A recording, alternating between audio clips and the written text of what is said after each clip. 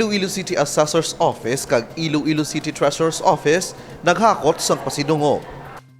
Naghakot sang award sa bag-ulang natapos nga Bureau of Local Government Finance o kon BLGF ang Iloilo City Assessor's Office sa pagpanguna ni Ms. Cheryl Chan kag Iloilo City Treasurer's Office sa pagpanguna ni Mr. Genie Hermano. May collection efficiency rating nga 132% ang Iloilo City Government nga mas mataas sa target nga ginset sang Bureau of Local Government Finance for fiscal year 2021. Nabase sa collection efficiency sang apat ka locally sourced revenues, kaangay sang real property tax, business tax and other taxes, fees and charges, and economic enterprise. Top 1 man ang Iloilo City Government sa mga highly urbanized cities sa Region 6 based on the highest locally sourced in real property tax. Kag top 1 ang Iloilo City Government sa mga highly urbanized cities sa Region 6 based on the highest increase in taxable assessed value.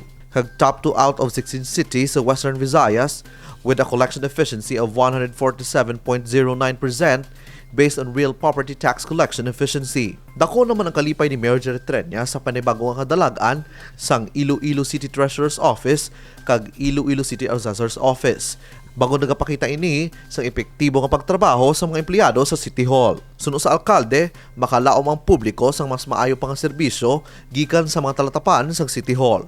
Bangod ini ang handom gid sa mga Ilonggo ang makaangkon sang epektibo nga panggobyerno nga sentro sa kayuhan sang pumuluyo. Madumduman sang damlag lang, nakuha man sang Iloilo City Government ang Galing Pok Awards bangod sang iBike program. Naghakot man sang Pasidungog sa Excel Awards sang DILG, Competitive Awards sang GTI, kag madamo pa. Ang ini nga mga awards ang nagapakita sang maayo nga liderato kag pagsalig sang pumuluyo sa lokal nga panguluhan sang syudad sang Iloilo. Kevin Patrick Casipe para sa Level Up Patrol.